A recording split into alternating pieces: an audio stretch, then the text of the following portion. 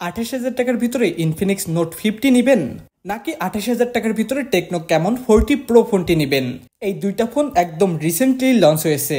এই দুইটা ফোনের দাম যেহেতু পুরো সেম এবং দুইটাই অফিসিয়ালি, তাই আপনারা অনেকে কনফিউশনে আছেন ইনফিনিক্স নোট 50টা নেওয়া ভালো হবে নাকি টেকনো ক্যামন 40 প্রো ফোনটি নেওয়া ভালো হবে। আজকের ভিডিওটি দেখলে আশা করি আপনার সব কনফিউশন ক্লিয়ার হয়ে যাবে এবং আপনি খুব সহজেই ডিসাইড করতে পারবেন এই দুইটা ফোনের ভিতরে কোনটি আপনার জন্য ভালো হবে। প্রথমে এদের ডিজাইন দেখলে দুইটা ফোনের ডিজাইনই সুন্দর। সামনের দিক থেকে ইনফিনিক্সে ফ্ল্যাট ডিসপ্লে রয়েছে আর টেকনোতে কার্ভ ডিসপ্লে রয়েছে। বিল্ড কোয়ালিটিতে ইনফিনিক্স মেটাল বডি দিয়েছে আর টেকনোতে পলিকার্বনেট প্লাস্টিকের বডি ব্যবহার করেছে। আমার পার্সোনালি ইনফিনিক্স নোট 50 ডিজাইনটি বেশি ভালো লেগেছে, বাট টেকনোতে কিন্তু IP68 এবং IP69 এর ডাস্ট অ্যান্ড ওয়াটার রেজিস্ট্যান্ট রয়েছে, যার ফলে টেকনোর ফোনটি ধুলাবালি এবং পানিতে পড়ে গেলেও কিন্তু ফোনটি সুরক্ষিত থাকবে। অন্যদিকে ইনফিনিক্সের ফোনটি পানিতে পড়ে গেলে কিন্তু আর সুরক্ষিত থাকবে না। এবার এই দুইটা ফোনের ডিসপ্লের দিকে আসলে দুইটা ডিসপ্লের সাইজ সেম 6.78 ইঞ্চের, বাট একটাতে ফ্ল্যাট ডিসপ্লে আর একটাতে কার্ভ ডিসপ্লে রয়েছে এবং দুইটাই অ্যামোলেড 144 হার্জের রিফ্রেশ রেট সাপোর্ট করে। রেজুলেশনও দুইটাতেই সেম ফুল এইচডি প্লাসের।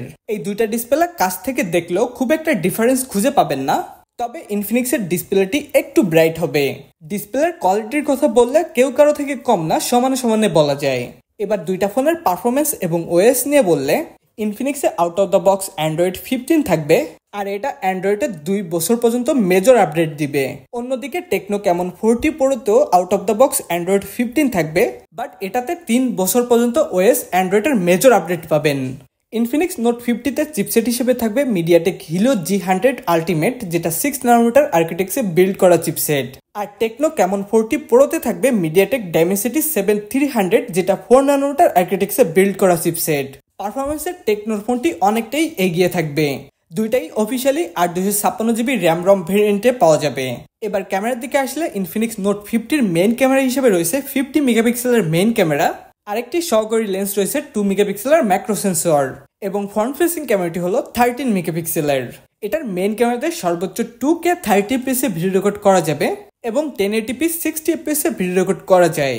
ফ্রন্ট ফেসিং ক্যামেরা দিয়ে ম্যাক্সিমাম 1080p 30fps এ ভিডিও রেকর্ড করা যাবে।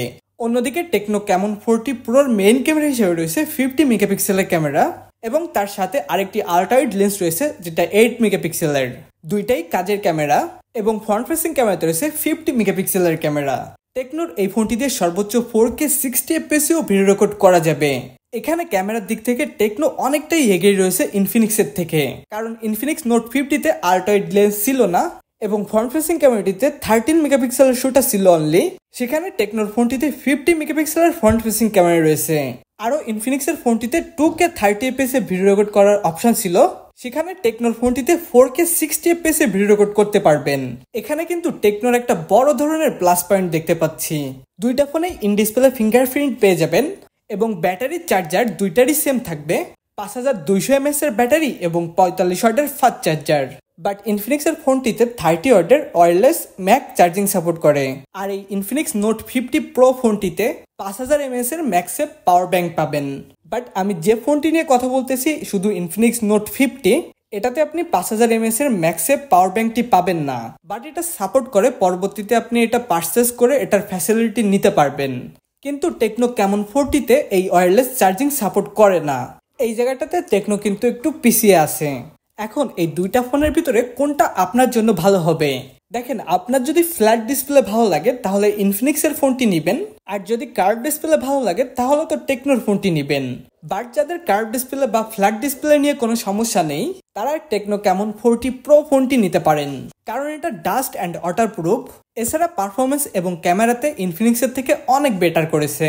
তবে ইনফিনিক্সের ফোনটি কিন্তু টেকনোর ফোনটি থেকে ডিজাইনটা অনেক বেশি সুন্দর, তাই আপনার যদি ডিজাইনে বেশি প্রায়োরিটি থাকে তাহলে আমার মনে হয় ইনফিনিক্সের ফোনটি বেশি ভালো হবে আপনার জন্য।